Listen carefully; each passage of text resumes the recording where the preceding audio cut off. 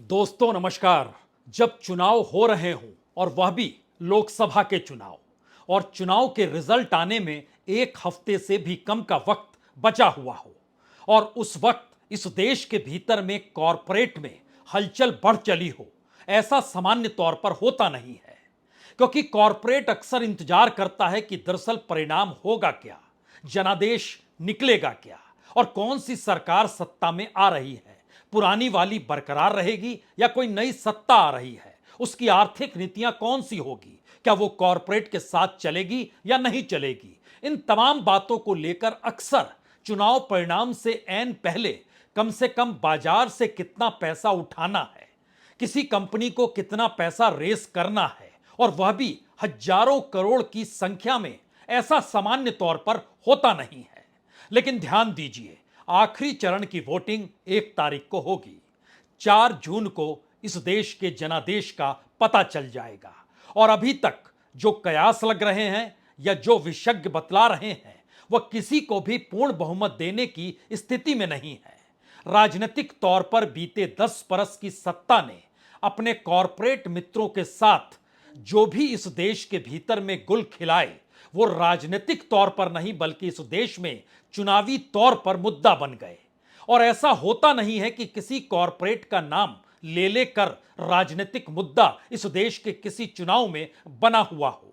बहुत पहले 60-70 के दशक में चले जाइएगा तो टाटा बिरला का नाम लिया जाता था, लेकिन किसी एक कॉरपोरेट के हवाले इस देश की समूची पूंजी कर दी गई हो और वही राजनीतिक मुद्दा हो और संदेश बहुत साफ इस देश में जा रहा हो कि सत्ता में अगर वो आ गए तो फिर कानूनी कार्रवाई करेगी या फिर फाइलें खुलनी शुरू हो जाएगी। यानी जिस कॉरपोरेट को जितना लाभ मौजूदा सत्ता ने दिया, क्या उसकी फाइल भी खुलेगी। राजनीतिक तौर पर यह स्थिति तो इस दौर में है ही, और खास तौर से इलेक्ट्रल बॉन्ड के बाद की परिस्थिति ने इस देश में एक संदेश तो दे दिया कि कॉरपोरेट की पूंजी और सत्ता की मलाई दोनों अगर मिल जाए तो फिर क्या कॉरपोरेट और क्या सत्ता दोनों एक दूसरे को राहत देती है और विपक्ष का सुपड़ा साफ हो जाता है।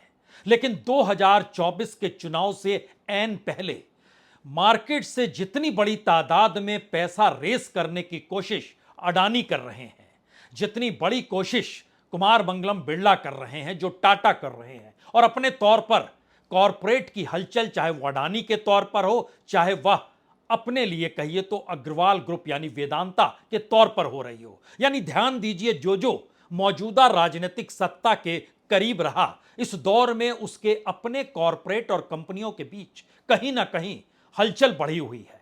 तो इस हलचल का मतलब क्या है? क्या वाकई 4 जून के जनादेश को लेकर अभी से यह मान लिया गया है कि इस देश के भीतर में तो सरकारें की जोड़तोड़ पैसों और धनबल के आश्रय बाखूबी चलती है? क्योंकि इससे पहले इस देश में आधे दर्जन से ज्यादा राज्य तो रहे ही हैं जहां पर सरकारें गिराई गई धनबल के भरोसे, पार्टियां तोड़ी गई पूंजी के आश्रय, और उन सब में सीबीआई ईडी का अपना योगदान भी रहा। तो आइए आज परत दर परत मौजूदा स्थिति में ऐसी कौन सी परिस्थिति आकर खड़ी हो गई जहां पे कॉरपोरेट की हलचल बढ़ चुकी है और राजनीतिक तौर पर इस देश में मुद्दा गरीब वर्सेस कॉरपोरेट का हो गया और कॉरपोरेट के साथ मौजूदा मोदी सरकार को खड़ा हुआ पूरे विपक्ष ने मान लिया।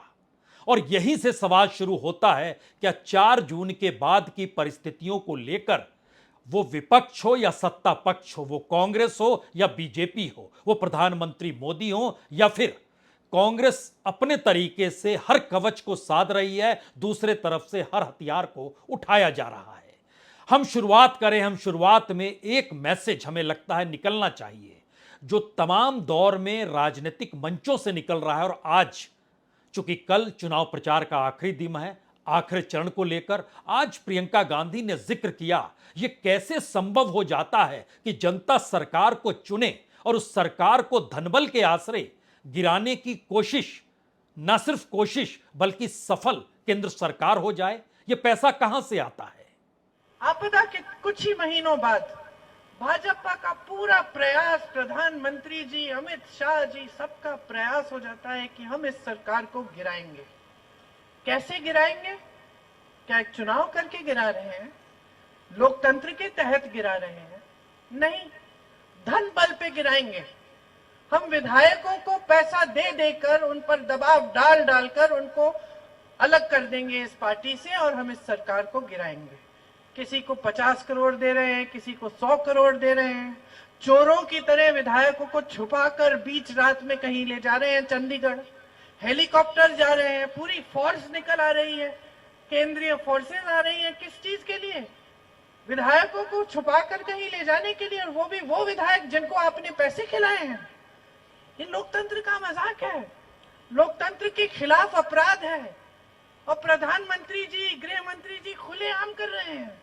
मीडिया जो आज पूरी तरह से खरबपतियों ने खरीद रखी है, ये मीडिया वाले कह रहे हैं कि वाह वाह वाह वाह, कोई सवाल ही नहीं उठा रहा है। बहनों और भाइयों, कोई सवाल ही नहीं उठा रहा है। सवाल तो यह है, क्या यह सब कुछ सिर्फ राज्य सरकारों तक ही सीमित रहा या अब लोकसभा के चुनाव हैं और अगर जनादेश फंस गया यानी त्रिशंकु संसद की स्थिति आ गई तो जो राज्यों में होता रहा क्या वही केंद्र के स्तर पर भी होगा?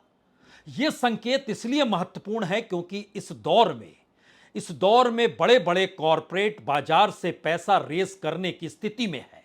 और यह सवाल इसलिए भी बड़ा है क्योंकि इस दौर में जो पॉलिटिकल फंडिंग अलग अलग ट्रस्ट के जरिए होती थी या इलेक्ट्रल बॉन्ड के जरिए होती थी, सब कुछ रुक गया है, थम गया है। इलेक्ट्रल बॉन्ड इस देश में असंवैधानिक या गैर कानूनी बताए जा चुके हैं, वह भी सुप्रीम कोर्ट के जरिए। और कॉरपोरेट जब राजनीति के निशाने पर आया या राजनीतिक मुद्दा बना तो इस देश में जो पॉलिटिकल फंडिंग अलग अलग कॉरपोरेट ट्रस्टों के जरिए होती थी, जिसमें बड़ी तादाद में बहुत सारी कंपनियां पैसा किसी पॉलिटिकल पार्टी को देती थी, वह भी इस दौर में रुका हुआ है। तो बाजार में हो क्या रहा है? बाजार में इस दौर में अडानी को माना जाता रहा कि दरअसल प्रधानमंत्री मोदी तो एक मुखौटे के तौर पर है, जो आरोप विपक्ष लगाता रहा। पीछे असल ताकत अडानीज के पास है और अडानीज ने इस दौर में अडानी इंटरप्राइजेज मार्केट से $2 बिलियन यानी तकरीबन 16,600 करोड़ रुपए रेस करने की दिशा में बढ़ चुका है। बोर्ड ने इजाजत दे दी है। अडानी एनर्जी सॉल्यूशन, उसके बोर्ड ने भी इजाजत दे दी, तकरीबन $1.5 बिलियन यानी 12,500 करोड़ रुपए उसे भी बाजार से रेस करना है। और इसी दौर में अगर आप ध्यान दीजिए दूसरी कंपनियों को भी, तो कुमार मंगलम बिरला हिंडाल्को इंडस्ट्रीज दौर में बड़े लाभालाभ के साथ है। और उसके बाद उसने जो नोवेलिस कंपनी है जिसमें उसको 92.5% के शेयर उसके पास हैं, उसने तकरीबन 45 मिलियन शेयर जो 18 से 21 रुपए है उसको बेचने की दिशा में उसने कदम बढ़ा दिया। ये दरअसल एल्युमिनियम प्रोड्यूसर है ये कंपनी, और ये अमेरिका में आईपीओ ला रहे हैं और उसके जरिए तकरीबन $945 मिलियन यानी 7,876 करोड़ रुपए उसे भी अपने साथ लेने हैं, यानी उसे भी बाजार से पैसा चाहिए उस वक्त जब इस देश में चुनाव के परिणाम आने वाले हैं। इसी दौर में टाटा स्टील भी नॉन कन्वर्टेबल डिवेंचर के जरिए फंड जुटाने की तैयारी कर रहा है। इसी दौर में हरकत हर बड़ी कंपनी, हर बड़े कॉरपोरेट के साथ बढ़ी हुई है। अडानीज और उसके बाद अंबानीज का जिक्र होता है तो अंबानी ने भी इस दौर में रूस के साथ तकरीबन 3 मिलियन बैरल तेल खरीदने का समझौता किया। और बड़ी बात यह है कि वह तेल जो है वह रूबल करेंसी में खरीदा जाएगा, यह भी बहुत महत्वपूर्ण बात है। और इन सब के साथ अब क्विक कॉमर्स स्पेस, उस दिशा में भी अंबानीज की कंपनी बढ़ने को तैयार है। इतनी बड़ी हरकत के साथ ध्यान दीजिए तो चाहे वो वेदांता ग्रुप हो या जो भी कंपनी आपके जहन में आ रही हो, या वो तमाम कंपनियां जो इस देश के भीतर से पैसा लेकर भाग गई, और उनकी एक लंबी लिस्ट है बैंकों के पास, आरबीआई के पास। सरकार ने भी इसका जिक्र किया है, क्या उनके जरिए भी पैसे आएंगे इस देश के भीतर चुनाव के मौके पर? क्योंकि 10 बरस की राजनीति के साथ साथ कॉरपोरेट के नेटवर्थ को अगर आप परखना शुरू कीजिएगा तो इन 10 वर्षों में जो सरकार के करीब के कॉरपोरेट रहे, उनके नेटवर्थ में इजाफा इन 10 वर्षों में जितना हुआ उससे पहले किसी भी 5 वर्षों में नहीं हुआ। यानी हर शासनकाल को अगर आप परखना शुरू कीजिएगा तो हमें लगता है इस 10 बरस को भी भूल जाइए, खास तौर से 2019 से 2024 के बीच में जो कॉरपोरेट के नेटवर्थ में बढ़ोतरी हुई, ऐसी बढ़ोतरी तो दशकों तक किसी भी प्राइम मिनिस्टर के काल में कॉरपोरेट की हुई नहीं, लेकिन इस दौर में हुई है। कोई भी यहां कह सकता है तो क्या बड़ी तादाद में कॉरपोरेट की अपनी साख नहीं बल्कि उसकी अपनी पूंजी मौजूदा सत्ता में लगी हुई है और वो हर हाल में चाहेगा कि मौजूदा सत्ता रहे, और मौजूदा सत्ता ने इसका इशारा कर भी दिया है क्या? यह सवाल इसलिए बड़ा है क्योंकि इस दौर में आपने कभी नहीं सुना होगा कि जो सरकार के साथ खड़ी कंपनियां थी उनके दरवाजे पर ईडी या सीबीआई या आईटी का नोटिस भी पहुंचा, जबकि दूसरी कई कंपनियां नहीं बल्कि इस देश के भीतर जो छोटे बड़े व्यापारी हैं, लगभग बीते 5 बरस के ऊपर इनमें के पास तकरीबन 5000 से ज्यादा बार नोटिस पहुंचे, छापे पड़े, कुछ संपत्ति जब्त की गई और उन पर कार्रवाई की गई। और ये बातें जब इलेक्टोरल बॉन्ड के जरिए सामने आई तो खुले तौर पर कहा गया कि छापा भी मारा गया और उसके बाद वो इलेक्टोरल बॉन्ड खरीद कर और बीजेपी को पैसा देकर मुक्ति के भाव में उनको राहत भी मिल गई। यानी सिर्फ पॉलिटिकल तौर पर नहीं बल्कि कॉरपोरेट की पूंजी भी इस दौर में राहत रियायत उनको मिलती चली गई। तो क्या इस मौके पर 4 जून के बाद इस देश के भीतर सरकार बनाने की जोड़तोड़ शुरू हो रही है? और इस जोड़तोड़ के भीतर एक बड़ी स्थिति पूंजी को संभालने को लेकर है। यह सवाल इसलिए भी महत्वपूर्ण है क्योंकि राहुल गांधी अपने तौर पर जिन मुद्दों को उठा रहे हैं उसमें सीधे तौर पर गरीब वर्सेस कॉरपोरेट को लाकर खड़ा कर रहे हैं। काशी की जनता, मैं आपको एक बात बताना चाहता हूं, यह लड़ाई गरीबों और अरबपतियों के बीच में लड़ाई है। और अब मैं जो कह रहा हूं यह अच्छी तरह सुन लीजिए, यह चुनाव अजय राय जी और प्रधानमंत्री को चुनने का चुनाव नहीं है, क्योंकि नरेंद्र मोदी जी प्रधानमंत्री नहीं बन रहे हैं। इस चुनाव में मुकाबला है नरेंद्र मोदी जी और अजय राय जी के बीच में मुकाबला है, क्योंकि ये लड़ाई बनारस के ऑटो रिक्शा वाले, बनारसी साड़ी बनाने वाले, बनारस के किसानों, मजदूरों, गरीब लोगों के बीच में है। ये लड़ाई दलित, आदिवासी, पिछड़ा वर्ग, गरीब जनरल कास्ट और अरबपतियों के बीच में है। इन अरबपतियों ने आपसे सब कुछ छीना, सब कुछ पिछले 10 साल नरेंद्र मोदी जी ने इनको दिया। आपके एयरपोर्ट, आपके पोर्ट, आपका इंफ्रास्ट्रक्चर, सड़क के कॉन्ट्रैक्ट, डिफेंस इंडस्ट्री, अग्निवीर योजना अदानी जी के लिए बनाई गई है, हिंदुस्तान के जवानों के लिए नहीं बनाई गई है। राहुल गांधी बनारस के वोटरों के सामने इन बातों का जिक्र कर रहे हैं और बड़ी बात तो यह है कि राहुल गांधी बार बार बनारस के वोटरों से कह रहे हैं या फिर वो संदेश कॉरपोरेट को दे रहे हैं। उनका कहना है कि इस बार प्रधानमंत्री नरेंद्र मोदी चुनाव नहीं लड़ रहे हैं कि वो फिर से प्रधानमंत्री होंगे। प्रधानमंत्री तो वो नहीं होंगे, सिर्फ एक कैंडिडेट के तौर पर नरेंद्र मोदी हैं और सामने कांग्रेस के अजय राय हैं जो चुनाव जीत जाएंगे, क्योंकि नरेंद्र मोदी चुनाव लड़ेंगे, प्रधानमंत्री मोदी नहीं, और वो प्रधानमंत्री बनेंगे भी नहीं। तो ये मैसेज उस कॉरपोरेट के लिए है जिसको लेकर लगातार वो कह रहे हैं कि सत्ता में आए तो फाइलें खुलेंगी, कार्रवाई होगी। ये मैसेज तो कई मायनों में बड़ा है और इस मैसेज के समानांतर अगर ध्यान दीजिए कि प्रधानमंत्री मोदी यानी नरेंद्र मोदी की ताकत प्रधानमंत्री पद में ही है। और शायद यही वो वजह है कि कल जब एएनआई के रिपोर्टर ने उनसे एक सवाल सीबीआई और ईडी को लेकर यह कहकर किया कि आप पर तो आरोप लगता है कि आप उनका इस्तेमाल कर रहे हैं विपक्ष के खिलाफ, तो जवाब प्रधानमंत्री ने क्या दिया, यह सुनना चाहिए। ये एक आरोप विपक्ष और लगा रहा है कि ईडी, आईटी, सीबीआई इसका इस्तेमाल किया जा रहा है विरोधियों को दबाने के लिए। मेरा मीडिया को सवाल है कि विपक्ष ने आपको ये कूड़ा कचरा पकड़ा दिया, वो कूड़ा कचरा लेकर के आप हमारे पास पहुंच जाते हैं। मीडिया वाले रिसर्च करें कि भाई सरकार के लिए क्या सवाल पूछने चाहिए, प्रधानमंत्री को क्या सवाल पूछना चाहिए। जो कूड़ा कचरा फेंक रहा है उसको पूछो ना, भाई तुम ये जो कह रहे इसका सबूत क्या है, कानून नियम क्या है, उसको पूछो ना। उसकी आपकी हिम्मत नहीं है। वैसे सामान्य तौर पर यहां कोई भी पूछ सकता है क्या वाकई ये सही नहीं है कि विपक्ष में जो खड़ा है उसी के खिलाफ सीबीआई और ईडी सक्रिय हुई। ये सवाल कोई पूछ नहीं सकता है कि उन कॉरपोरेट को क्यों बख्शा गया जो कॉरपोरेट के नेटवर्थ को लेकर और उनसे जुड़े इलेक्ट्रॉल बॉन्ड के सवालों को लेकर विपक्ष ने कटघरे में खड़ा किया, लेकिन सीबीआई मूव नहीं की।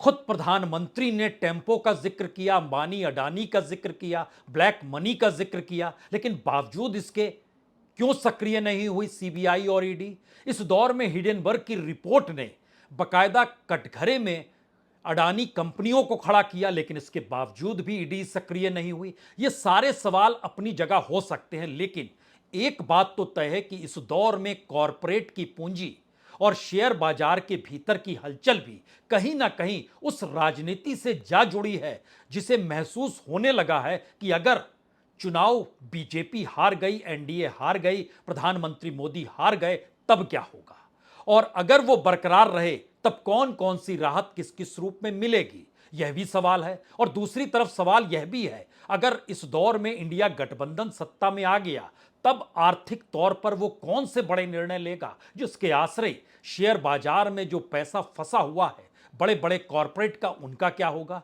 तो क्या ये पूरा मैनिपुलेशन की भी परिस्थिति शेयर बाजार से जुड़ी है, क्योंकि जब आप पैसे की उगाही हजारों करोड़ में करने की दिशा में कदम बढ़ा रहे हैं, और शेयर बाजार के मैनिपुलेशन के भीतर यह भी है कि जिसने अपनी होल्डिंग पैसे को किया हुआ है, सत्ता बदलती है तो संकट सब पर आएगा, सत्ता बरकरार रहती है तो संकट सिर्फ उस जनता पर आएगा जिसका पैसा फंसा हुआ है बाजार में और उसको डेवलप किया जाता है धीरे धीरे। राजनीतिक तौर पर यह परिस्थिति होती है। और ध्यान दीजिए, इस दौर में जितनी भी पीएसयूज है यानी पब्लिक सेक्टर की जो कंपनियां हैं, सरकारी कंपनियां जो हैं, उनके भी शेयर भाव लगातार आपको बढ़ते हुए दिखाई देंगे। आप एक उदाहरण के तौर पर बीएचईएल को ले लीजिए। बीएचईएल के शेयर जब 20 रुपए के थे और आज जब 300 रुपए के हैं, तो दोनों के रिजल्ट में कोई अंतर नहीं आया है। जो 20 रुपए में रिजल्ट था वही 300 रुपए में रिजल्ट है। यानी बीएचईएल की कंपनी को अगर आप बेस बनाकर चल रहे हैं तो आपके जहन में यह सवाल भी होगा, तब शेयर बाजार में शेयर की कीमत कैसे बढ़ रही है, कौन बढ़ा रहा है, और जो बढ़ा रहे हैं तो क्या इस सत्ता के मौजूद रहने के बाद इसको, इस बुलबुले को और बड़ा करेंगे। यानी इस देश के कॉरपोरेट की पूंजी शेयर बाजार और बाजार के जरिए जो इस दौर में लगी है, क्या उसकी जरूरत पहली बार राजनीति को पड़ने वाली है, और राजनीति ने यह संकेत दे दिए हैं। इसी के बाद यह पूरी हलचल कॉरपोरेट जगत में तेज हो चली है कि उसकी जरूरत पड़ेगी। यह सवाल इसलिए जरूरी है क्योंकि दूसरी तरफ कांग्रेस भी इस बात को समझ रही है कि 4 जून के बाद उसे भी अपने सांसदों को पनाह देनी होगी, खरीद फरोख्त से दूर रखना होगा, सीबीआई ईडी से दूर रखना होगा। और यह परिस्थिति ही बतलाती है कि कहां रखें, कैसे रखें, उसके लिए भी पैसे की जरूरत पड़ेगी। यहां पर 2 सवाल हैं। एक सवाल है, क्या कॉरपोरेट उस जनादेश जब फंस जाएगा तो वह प्रधानमंत्री मोदी के साथ रहेगा या उनका साथ छोड़ देगा, और अगर साथ रहेगा तो इन दूसरी तरफ के पास कौन से कॉरपोरेट हैं, कौन सी स्थिति है। शायद इसीलिए कल जब तेलंगाना के मुख्यमंत्री दिल्ली पहुंचे और आज कर्नाटक के डिप्टी सीएम डीके शिव कुमार पहुंचे, तो माना यही गया कि दरअसल 4 जून को लेकर तैयारी पूरी कर लीजिए, और उसकी शुरुआत 1 जून को जो एग्जिट पोल आएगा अलग अलग न्यूज चैनलों के जरिए, उसके जरिए एक लकीर तो इस देश में खिंच जाएगी क्या होने वाला है। और अगर त्रिशंकु यानी किसी को भी बहुमत नहीं होने की स्थिति होगी, तब आपको सचेत रहना होगा। इसका मतलब है कि अपने तौर पर कर्नाटक और तेलंगाना 2 ऐसे राज्य हैं कांग्रेस के जहां पर पनाह मिलेगी उन सांसदों को जो जीतकर आए होंगे और वो टूटे नहीं। दूसरी स्थिति है कि पैसे की जरूरत भी पड़ेगी, और इस दौर में कई राज्य एक साथ निकल कर आए हैं कि उनके यहां इन्वेस्टमेंट बीजेपी नहीं होने दे रही है। उस पर आए इससे पहले कल जब तेलंगाना के मुख्यमंत्री दिल्ली पहुंचे और सोनिया गांधी से उन्होंने मुलाकात की, तो बाहर जब वो निकले तो पत्रकारों ने कुछ सवाल किए और कांग्रेस पार्टी के लिए, और कितना एक्सपेक्टेड नंबर आप चाहते हैं कि ये आपको मिलने जा रहा है। एंड सर, मैं नंबर तो, मैं ज्योतिष नहीं हूँ, मैं नंबर तो नहीं कह सकता हूँ, मगर एक बात साफ कह सकता हूँ कि हम सरकार बना रहे हैं। India alliance is going to form the government. मेरे ख्याल से अच्छा दिन 9 तारीख है, जून 9 तारीख लाल किले में तिरंगा झंडा कांग्रेस पार्टी लहराएंगे। मगर सर बीजेपी कह रही है कि they are going to get the majority and they have already got the majority in the 6th visit. Same thing Telangana चुनाव में भी यही बात कहा था। तेलंगाना में नतीजा आप देखे, कर्नाटक में भी ऐसे ही बोले, कर्नाटक का जो नतीजा देखे, हिमाचल प्रदेश में भी यही बात कहा था भारतीय जनता पार्टी, हिमाचल प्रदेश में भी आप लोग देखे। तो भारतीय जनता पार्टी इवन केरला में भी, तमिलनाडु में भी, जहां पर डिपॉजिट भी नहीं मिल रहा है, मैं सिंपल बोलना चाहता हूं, मोदी जी गारंटी का वारंटी खत्म हो गया। ये कल की मुलाकात है। 10 जनपद पहुंचे थे रवन्ना और आज डीके शिव कुमार दिल्ली पहुंचे। लेकिन सवाल उसके आगे का है और कॉरपोरेट का बड़ा सवाल है। कॉरपोरेट के सामने इस वक्त केंद्र की सत्ता यानी मोदी सरकार के निर्णय या उनकी इच्छा से हटकर कहीं कोई इन्वेस्टमेंट करने की जगह बची नहीं है।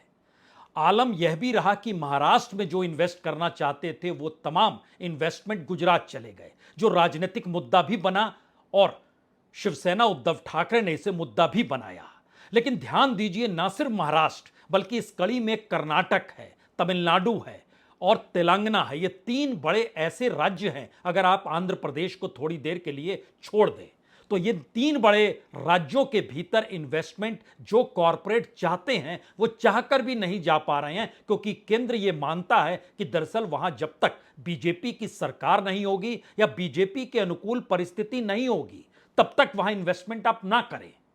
और ये परिस्थिति कहीं ना कहीं इस देश के कॉरपोरेट के भीतर 4 जून का इंतजार कराने की स्थिति में भी है।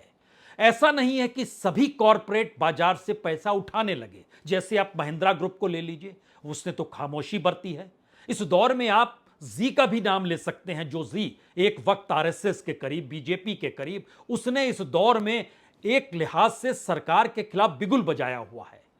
और इस बिगुल का मतलब यह है कि वह अलग थलग पड़ गया है, या उसकी कंपनियों को जो लाभ होना था वो नहीं हुआ, या उसे जो मिलना था वो नहीं मिला। ये तमाम बातों का जिक्र हो सकता है, लेकिन बड़ी बात यह है कि कॉरपोरेट के भीतर भी सरकार के निकट के कॉरपोरेट और बाकी कॉरपोरेट लकीर खींच चुकी है। और उस देश के भीतर में जब वो एक सामान्य परिस्थिति चाहते हैं तो क्या उस सामान्य स्थिति का इंतजार 4 जून को लेकर है? और अगर 4 जून को जनादेश फंसता है और परिस्थिति ऐसी भी आती है कि क्या इंडिया की सरकार उस धनबल के आश्रय बन सकती है, उस पूंजी के आश्रय बन सकती है जिस पूंजी को लेकर बीजेपी या कहें इलेक्ट्रल बॉन्ड के जरिए जो कॉरपोरेट लगातार सरकार के साथ खड़े रहे, कुछ वैसी परिस्थिति में इस देश की चुनावी जोड़तोड़ की स्थिति तो नहीं आकर खड़ी हो जाएगी कि सरकार किसकी बनेगी? तब बड़ी भूमिका किसकी होगी? क्या राष्ट्रपति को निर्णय लेना होगा?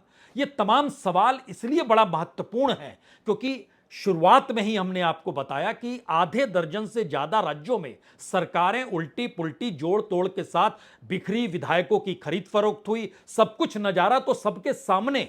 और उस दौर में पैसा उसी कॉरपोरेट का था, इस दौर में भी उसी कॉरपोरेट का पैसा आ जाएगा, ये मानकर चला जा रहा है। इसीलिए वो शेयर बाजार हो या खुला बाजार हो, वो अंतर्राष्ट्रीय बैंकों की कतार हो या इस देश के भीतर बैंकों द्वारा दिया जाने वाला पैसा हो, इस देश के पीएसयू हो, यहां तक कि एलआईसी भी अगर अडानीज के शेयर खरीद रहा है तो वो पैसा अडानी के शेयर का जो मिल रहा है, अडानीज को पैसा कहां जा रहा होगा? यह भी एक सवाल है। इन तमाम सवालों के आखिर में 3 बड़े सवाल शायद 4 जून का इंतजार कर रहे हैं। पहला सवाल, क्या 4 जून को अगर त्रिशंकु संसद की स्थिति बनती है तो क्या चाक चौबंद तरीके से इंडिया गठबंधन अपने सांसदों को एक साथ रखने की स्थिति में आ जाएगा या नहीं आएगा?